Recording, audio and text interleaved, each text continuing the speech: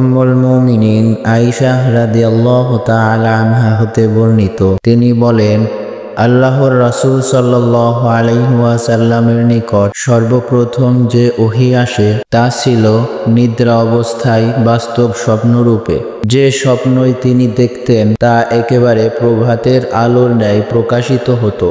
অতঃপর তার নিকট নির্জনতা পছন্দনীয় হয়ে দাঁড়ায় এবং তিনি হেরার গুহায় নির্জনে অবস্থান করতেন। আপন পরিবারের নিকট ফিরে এসে কিছু খাদ্য সামগ্রী সঙ্গে নিয়ে যাওয়ার পূর্বে এভাবে সেখানে তিনি এক নাগাড়ে বেশ কয়েকদিন ইবাদতে মগ্ন থাকতেন। অতঃপর খাদিজা রাদিয়াল্লাহু তাআলা আনহার নিকট ফিরে এসে আবার একই সময়ের জন্য কিছু খাদ্যদ্রব্য নিয়ে যেতেন। এভাবে হেরা গুহায় অবস্থানকালে তার নিকট ওহী আসলো। তার নিকট ফেরেশতা এসে বলল, পাঠ করুন। আল্লাহর রাসূল সাল্লাল্লাহু আলাইহি ওয়াসাল্লাম বলেন, আমি পড়তে জানি না। তিনি রাসূল সাল্লাল্লাহু আলাইহি ওয়াসাল্লাম বলেন, অতঃপর সে আমাকে জড়িয়ে ধরে এমন ভাবে চাপ দিল যে আমার খুব কষ্ট হলো। অতঃপর সে আমাকে ছেড়ে দিয়ে বলল, পাঠ করুন। আমি বললাম, আমি তো পড়তে জানি না।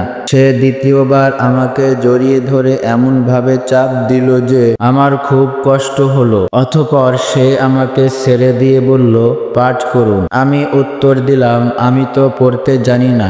আল্লাহর রাসূল সাল্লাল্লাহু আলাইহি ওয়াসাল্লাম বলেন, অতঃপর তৃতীয়বার তিনি আমাকে জড়িয়ে ধরে চাপ দিলেন। তারপর ছেড়ে দিয়ে বললেন, পাঠ করুন আপনার রবের নামে, যিনি সৃষ্টি করেছেন মানুষকে জমাট রক্তপিণ্ড থেকে। পাঠ করুন, আর আপনার রব অতিশয় দয়ালু। অতঃপর এই আয়াত নিয়ে আল্লাহর রাসূল সাল্লাল্লাহু আলাইহি ওয়াসাল্লাম প্রত্যাবর্তন করলেন। তার হৃদয় তখন কাঁপছিল। তিনি খাদিজা বিনতু কুওয়াইলিদের নিকট এসে বললেন, আমাকে চাদর দ্বারা আবৃত করো, আমাকে চাদর দ্বারা আবৃত করো। তারা তাকে চাদর দ্বারা আবৃত করলেন, এমনকি তার শঙ্কা দূর হলো।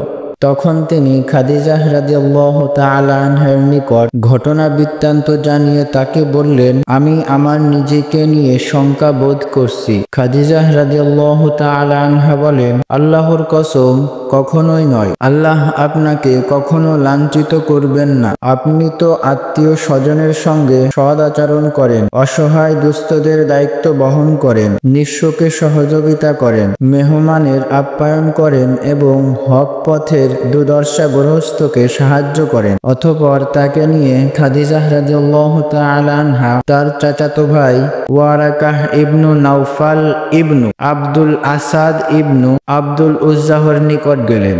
তিনি অন্ধকার যুগে ঈসাই ধর্ম গ্রহণ করেছিলেন। তিনি ইব্রানি ভাষায় লিখতে পারতেন এবং আল্লাহর তৌফিক অনুযায়ী ইনজিল হতে ভাষান্তর করতেন।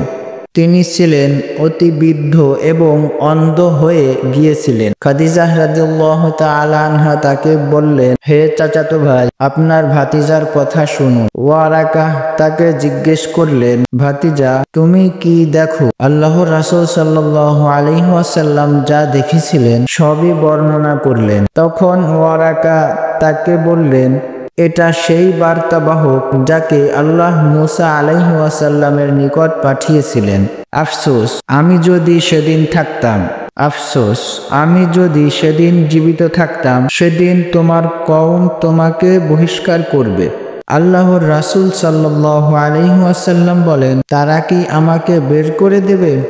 তিনি বললেন, হ্যাঁ, তুমি যা নিয়ে এসেছো অনুরূপ ওহী কিছু যিনি নিয়ে এসেছেন তার সঙ্গে বৈরিতাপূর্ণ আচরণ করা হয়েছে। সেদিন যদি আমি থাকি তবে তোমাকে জোরালোভাবে সাহায্য করব। এর কিছুদিন পর ওয়ারাকা রাদিয়াল্লাহু তাআলা আনহু ইন্তেকাল করেন আর ওহীর বিরত ঘটে।